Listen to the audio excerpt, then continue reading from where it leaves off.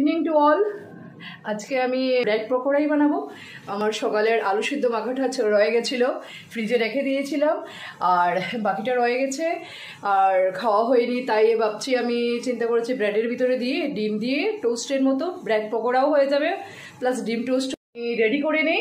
আপনারা দেখতে থাকুন।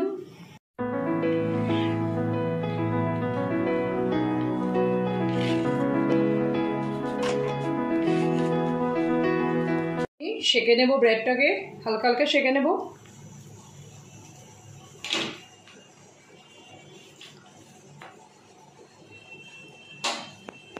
বাকি ব্রেডগুলি আমি দিয়ে দেব।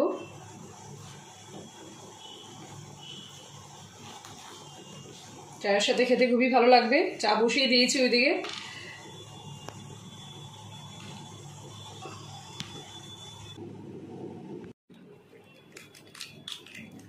আমি 3টি ডিম ফাটিয়ে নিয়েছি।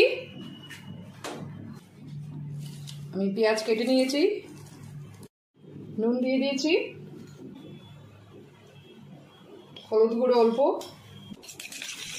তো আলু মাখাটা আমি ভিতরে দিয়ে দেব।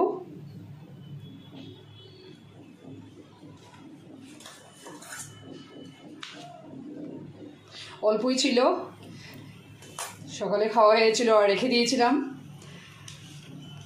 এখন হয়ে যাবে। সেম বাকিগুলো আমি করে নেব এখন।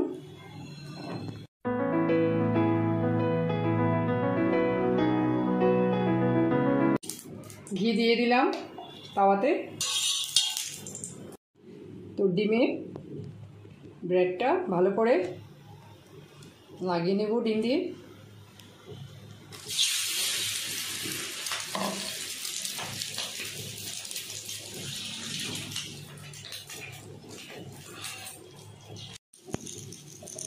তো আমি উল্টিয়ে দিয়েছি, নিচেরটা হওয়ার জন্য একটু ঘি দিয়ে দিয়েছি। নিচের পোর্শনটা হবে তাই একটু ঘি দিয়ে দিলাম।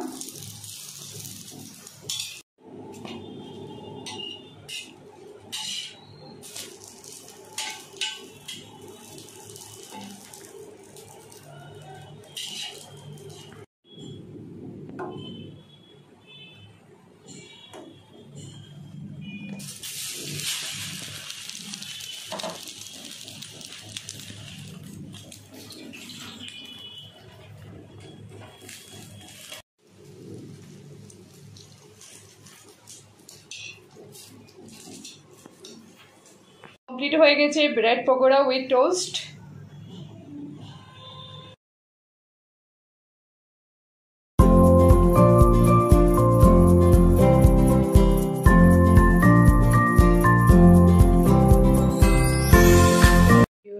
Good morning to all, welcome to my new blog.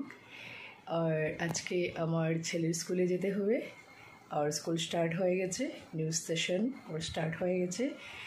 আর তাই আমি উঠে পড়েছি, এখন 6টা বাজে। মুখ ধুয়ে নিয়েছি, ছেলে ঘুমিয়ে আছে, হাজব্যান্ডও ঘুমিয়ে।